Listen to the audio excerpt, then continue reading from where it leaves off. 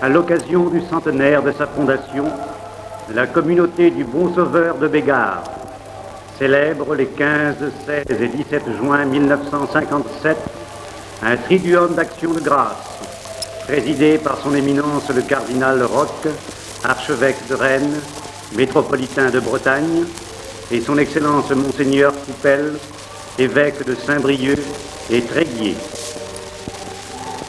Honoré de la présence de monsieur le préfet des Côtes-du-Nord, de monsieur le président Pleven, de nombreuses personnalités religieuses, administratives et médicales. La révérende mère Durand étant supérieure générale de l'Institut du Bon Sauveur et la révérende mère Lancien, supérieure locale de la communauté de Bégard.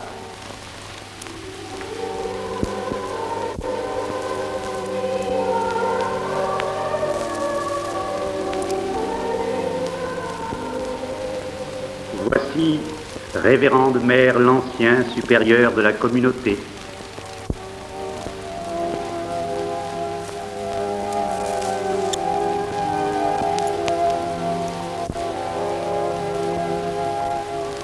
Et voici révérende mère générale, avec mère le prieur et mère Clèche, ses assistantes.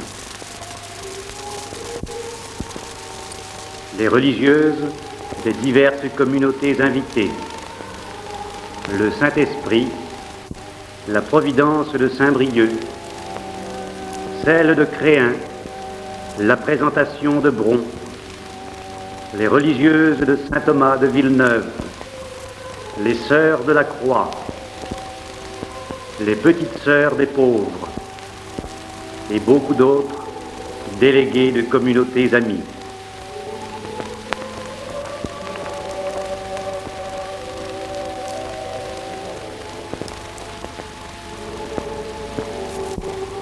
Les invités arrivent.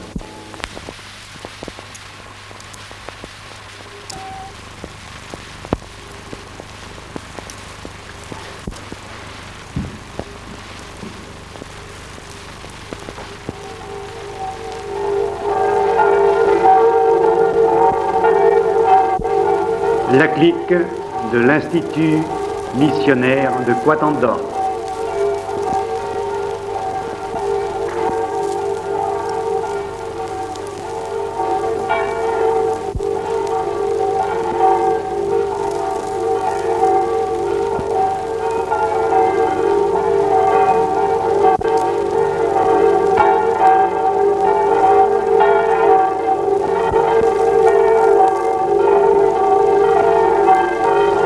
Son Éminence, le cardinal Roch, accompagné de Monseigneur Marquès, archevêque d'Albi, Monseigneur Coupel et Monseigneur Évrard.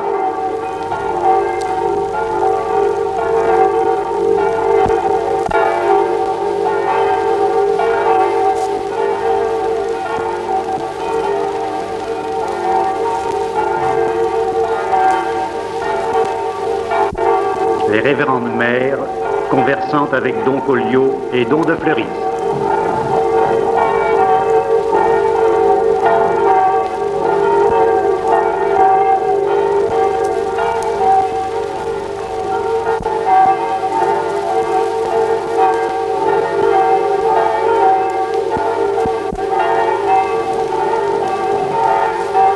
La clique de Notre-Dame de Bégard.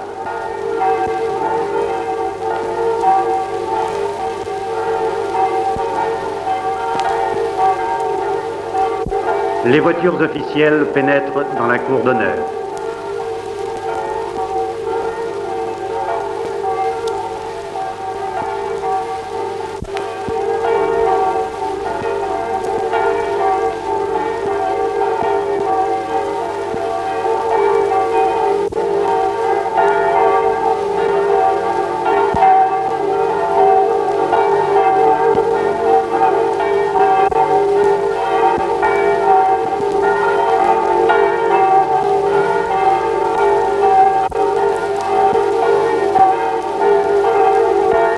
Et c'est la réception des personnalités officielles par Monseigneur Coupel, qui reçoit M. Denier, préfet des Côtes du Nord, M.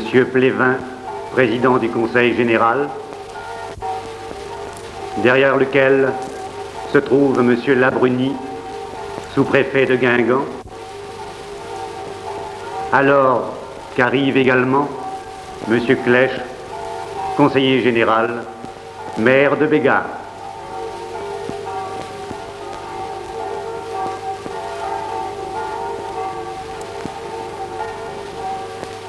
Monseigneur Fauvel, évêque de Quimper et Léon. Monsieur le chanoine de Pontbriand, vicaire général, conduit les personnalités officielles aux places qui leur sont réservées pour assister à la messe pontificale.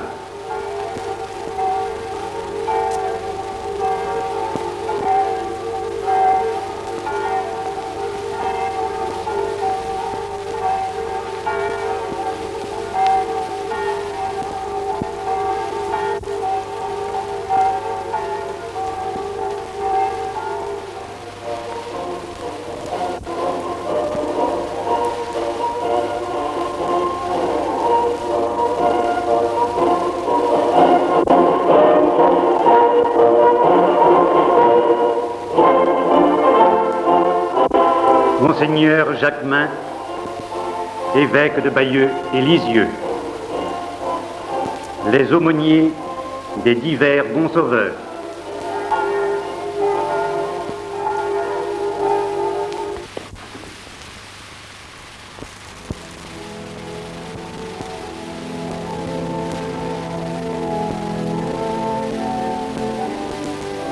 le grand défilé commence. En tête, la clique de Quatendorf, suivie de la communauté.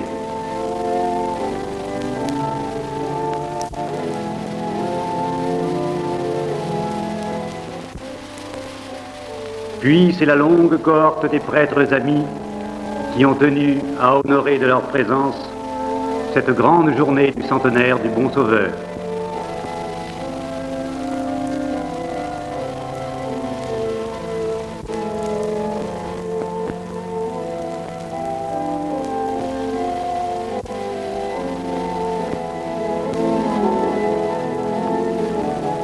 Les malades, nombreux, attendent. Et voici venir les révérendissimes abbés, suivis de leurs excellences les évêques,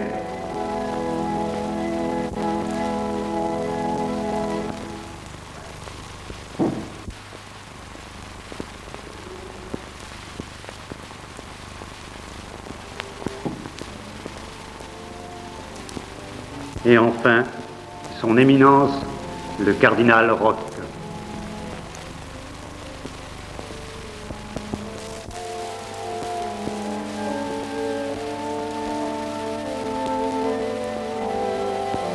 La foule, nombreuse, attend pieusement. Dans le cadre majestueux du parc du Bon Sauveur,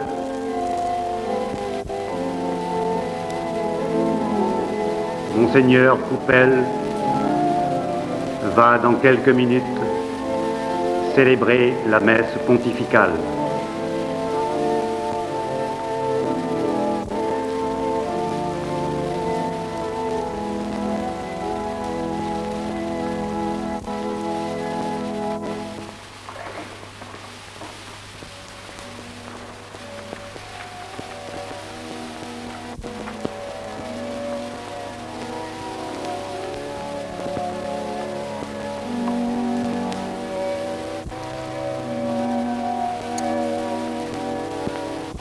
Et c'est Monsieur le chanoine Mainguy, professeur à l'institution Saint-Joseph de Lannion, qui sera l'orateur du centenaire.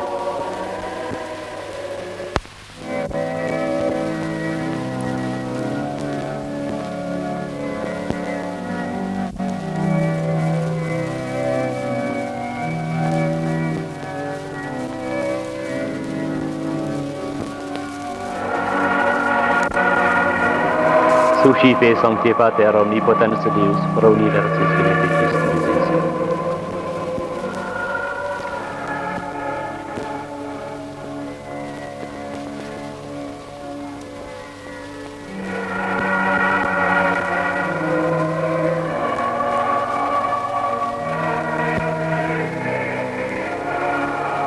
Oremus Deus Picorda Filium Sancti Spiritus Illustratione Loquis Da nobis in terra mia Sicula Siculorum.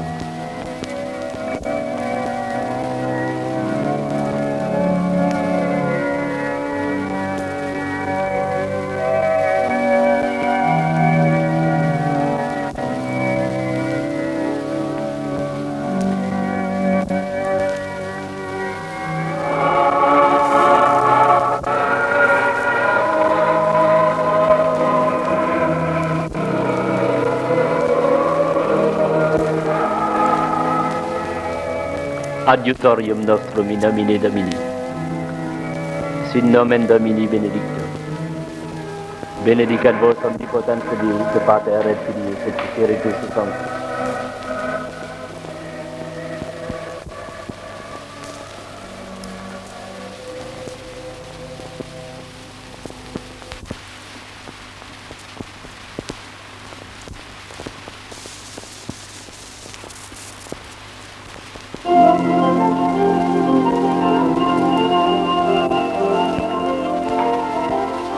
La grand-messe est terminée, la foule s'écoule, cependant que sonneurs, danseurs, des bagadous et des cercles celtiques regagnent, comme les sœurs de la communauté, les prêtres, les évêques, les abbés, regagnent le presbytère. Dieu premier servi, la matinée du centenaire du Bon Sauveur se termine, alors que les personnalités officielles se sont déjà groupées pour une autre cérémonie.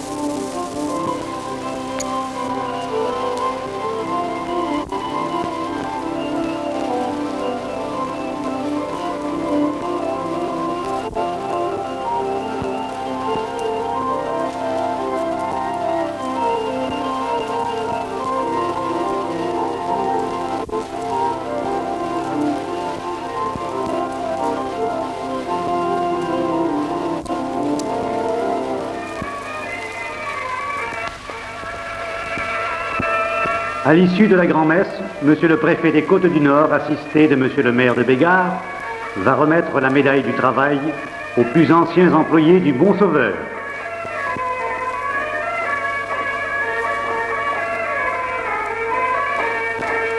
Jean Brumiac, Yves Tassel, François Boriou, Baptiste Jacob, Émile Le Filouz, Louis Le Filouz, Yves Le Flemme,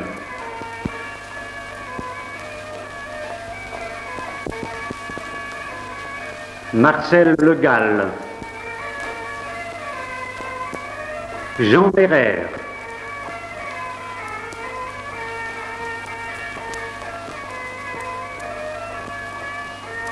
Yvon Quinquis, Ernest Prigent, Ernest Mingui,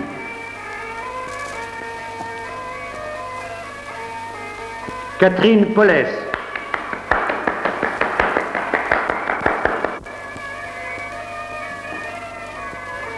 cette cérémonie d'un autre genre, mais tout aussi valable, un jour de centenaire, est terminée et les récipiendaires et leurs familles s'en vont heureux d'avoir marqué d'une façon toute spéciale cette journée mémorable.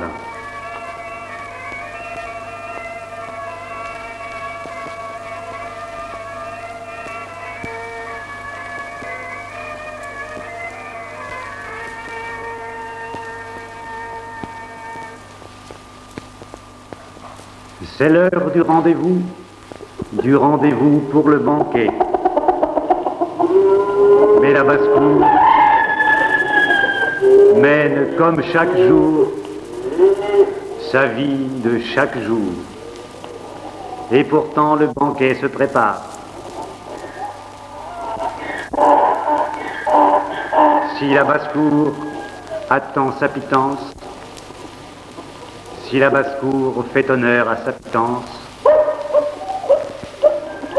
les nombreux invités du bon sauveur se donnent désormais rendez-vous.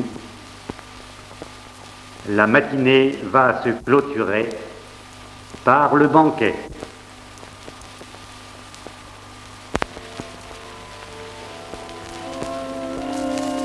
Après-midi du jour de fête, les invités sortent de la chapelle où vient d'être donnée la bénédiction du Saint-Sacrement. Et actuellement, tous prennent place pour le jeu scénique et la séance récréative. Les ballets et les danses ont toujours tenu une grande place dans la vie des peuples. Qu'il s'agisse des grands ensembles de nations, des ensembles plus petits qui forment les provinces.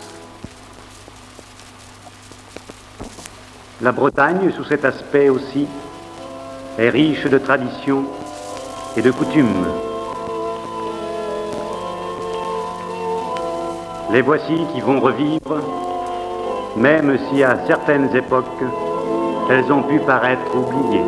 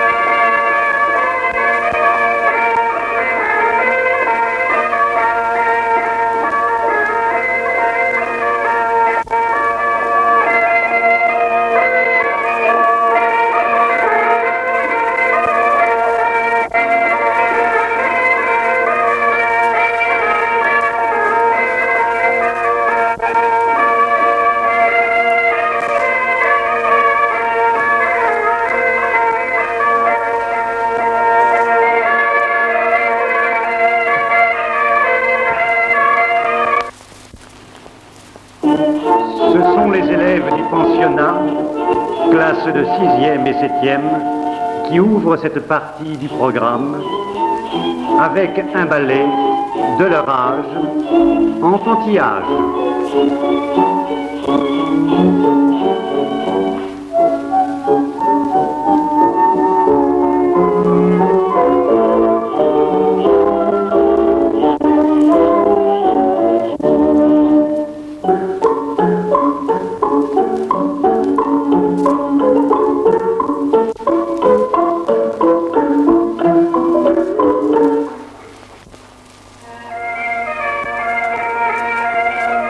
Puis c'est toute la richesse du folklore de Bretagne.